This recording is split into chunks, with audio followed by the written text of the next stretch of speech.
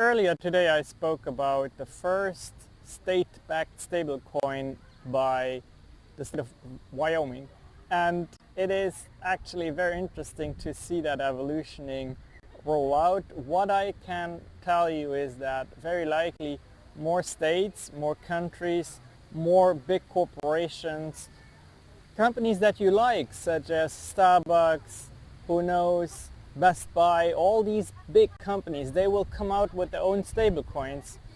And the reason for that is because you are quite literally issuing your own money, and whoever issues money has a lot of control, and they can establish parallel markets, borrowing and lending markets.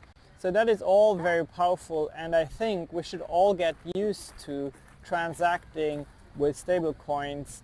And we may not just use primarily one stablecoin like Tether or USDC, but we may get used to all these different stablecoins. There are definitely pros and cons, so let's talk a little bit about that.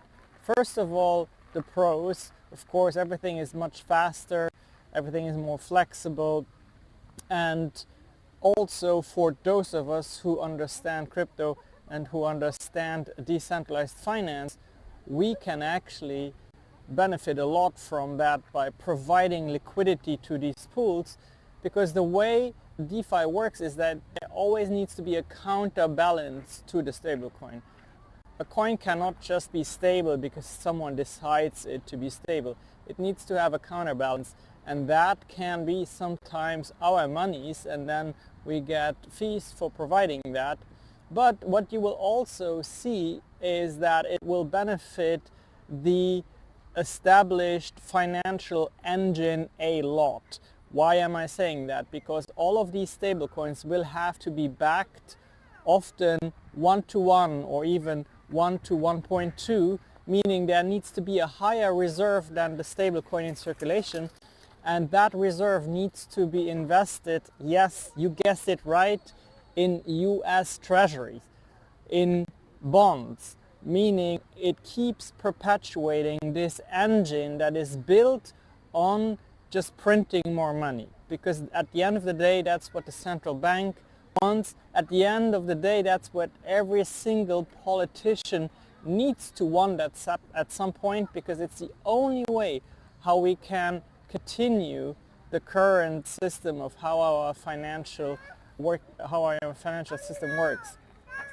Why that is good news for you is because if you see a little bit through this game, and if you are willing to take a bet on Bitcoin, then you are going to be exposed to an absolutely insane upside of this whole wealth transfer from traditional finance, the banks, to the blockchain.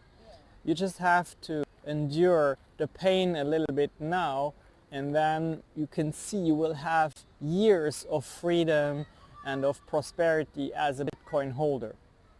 Don't store most of your wealth in these stablecoins, especially not state-backed stablecoins, because that is the downside of it. Because they are state-backed, they are heavily policed, meaning every single transaction you conduct with that stablecoin can be tracked. And also, yes, in order for a stablecoin to be legal, the issuer needs to have the ability to seize your stablecoin. And that is very dangerous, because if the issuer doesn't agree with what you are doing with the money, or if the government doesn't agree with what you are doing with the money that you got from the issuer, then they will simply freeze your money, meaning you have the stablecoin in your wallet, but you cannot do anything with it anymore. So all of that said is, you have to recognize that we live in times where the financial system shifts to the blockchain. You have to be smart and leverage it by investing in the coin that will give you freedom, lots of volatility, yeah, but also lots of freedom, which is Bitcoin, and understand why the stable coins are just the biggest shift in financial instruments that we will have seen in over probably 100 to 200 years. So celebrate the changes, but be smart about it, understand what's going on, and set yourself up for financial sovereignty. I'll see you in my next video.